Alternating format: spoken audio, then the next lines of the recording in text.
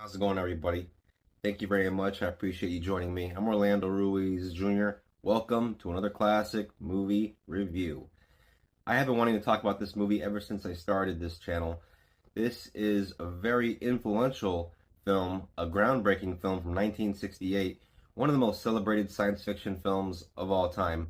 Stanley Kubrick's 2001 A Space Odyssey. Based on several short stories from legendary science fiction writer Arthur C. Clarke, stories like 1951's The Sentinel and 1953's Encounter of the Dawn. Arthur C. Clarke also co-wrote the screenplay for this film with Stanley Kubrick.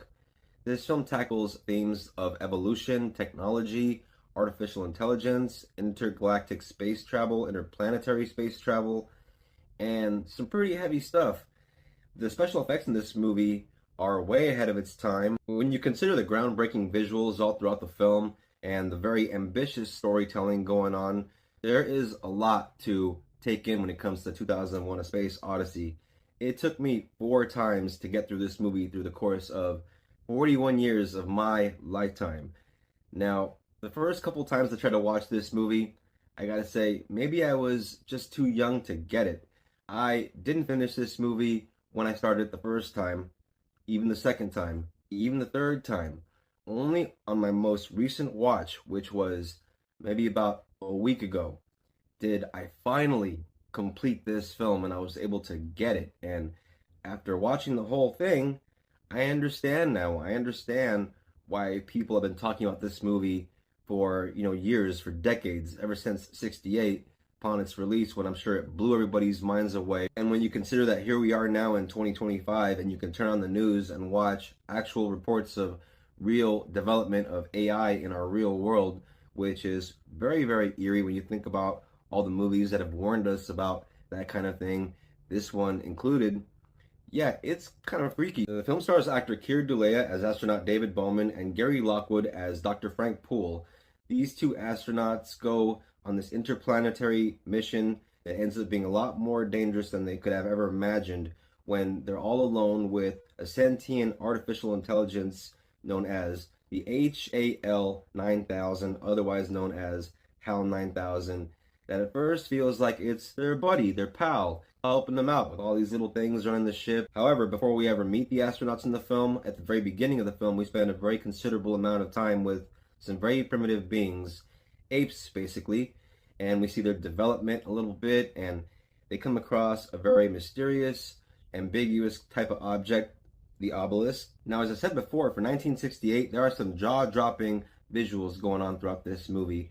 Some really great shots all throughout. In terms of the cinematography, you don't have a conventional music score throughout this movie. For the most part, it's all classical music with some stuff at the end that mostly feels like you're hearing sounds that kind of go along with the visuals of what you're watching. Some very trippy, far out visuals, by the way. But yeah, the classical music, even though I'm not really a classical music kind of guy, it does lend itself to the sequences, the visuals in here that feel like they belong together when you watch the film, almost like, it was kind of meant for this movie. Now, if you're somebody that's very heavy into science fiction, and if you don't mind a movie being cryptic and mysterious and ambiguous and a slow burn, then this is definitely up your alley. But if you're somebody that has trouble getting into certain things in terms of, slow movies, slow paced movies, then this is something that might be something that you're going to struggle with, as I did watching this growing up, because like I said, it took me 4 tries to watch this, 4.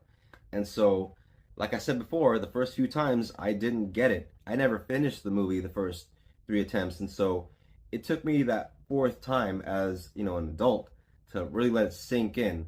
And even though, I got to that point, even for me, even though I do enjoy a good slow burn a lot of the time, this movie can be quite boring. At times, it feels like you're watching paint dry in certain scenes. Certain scenes go way too long. As grand as this movie is, as epic as this movie is, and as revolutionary as this movie is, I still think this movie should have been a lot shorter. I think they should have chopped this thing down at least to an hour and a half, hour 45 at the most.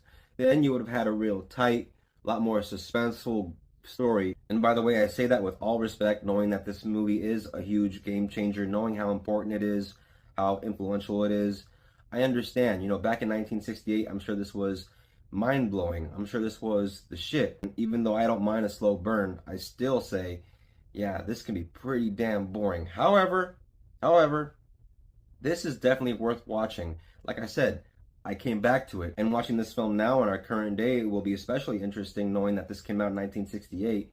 And in the film, you're going to see all kinds of technology that wasn't around, but is around now. And so it's pretty cool to see the kind of things that they show in the film that they kind of called. It is a little funny considering that this takes place in the future, well, the future of the time, and everybody looks like they're from 1968 in terms of a lot of the clothes that they wear, little tight suits, and the haircuts that they have. It's all very 60s. Now, this is in no means a conventional film. It does have a 3-act structure, but you don't have a single character that you follow through from beginning to end. One of the things that Stanley Kubrick aspired to do as a filmmaker throughout the course of his legendary career as a director was to play with the format of film and change the form and really shake it up and make it as original as he possibly could. I would definitely say mission accomplished. If that's what he was trying to do throughout the course of his career, then he did it quite early on in his career with one of the greatest achievements in science fiction.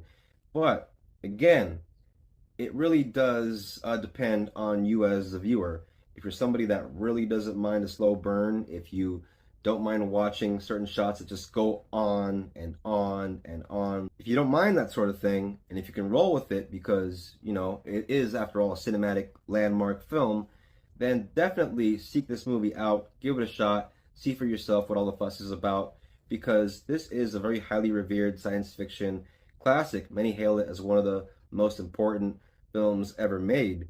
And watching this film, again, for the 4th time, after getting through the whole thing, I can see why. It's not going to be for everybody, Film is subjective. It's not all that complicated. The movie is pretty good at spelling it out for you at certain points with visuals, and so it gives you the gist, it gives you an idea of what you're watching. It's not going to tell you exactly what you're watching. When it's all over, you might find yourself Googling certain things about the movie that you might not quite understand, which is completely normal. This is one of those movies that people are still debating in terms of what this means, what that means. Only in the 3rd act do I actually become engaged with the story. Those first 2 acts for me, I struggled with those first 2 acts, and so because the 3rd act really kind of saves the movie for me, because it really is damn good, that 3rd act. The visuals, again, the themes going on in the film, after weighing all the pros and all the cons, for me, it is a solid 3-star science fiction classic. You can definitely find this classic on streaming. I'm sure I came across it a time or two before on Max, since they have a lot of Warner Brothers titles. And this is a movie that's definitely going to benefit from watching it on HD. So if you can find it on streaming in HD, or find a Blu-ray, a hard copy, or even a DVD. I have myself a DVD copy right here, as you can see there. And that is, I believe, one of the original, or the original poster, the original cover, which, is pretty awesome. If you're a cinephile or a science fiction fan, then you definitely owe it to yourself to check this out and see what people have been talking about for more than 50 years now with this film. And yeah, 1968's 2001, A Space Odyssey. Thank you all very much for watching this classic movie review. I always appreciate it. If you're into movies, if you're into the classics, if you're into this kind of thing, subscribe, hit the bell for notifications on more classic movie reviews coming out from me very soon. If you're a returning viewer, thank you very much for watching. I always appreciate it. And please don't forget to comment, share, like, always helps out the channel. And look out for the next classic movie review. Take care of each other. Peace out. Till next time. God bless.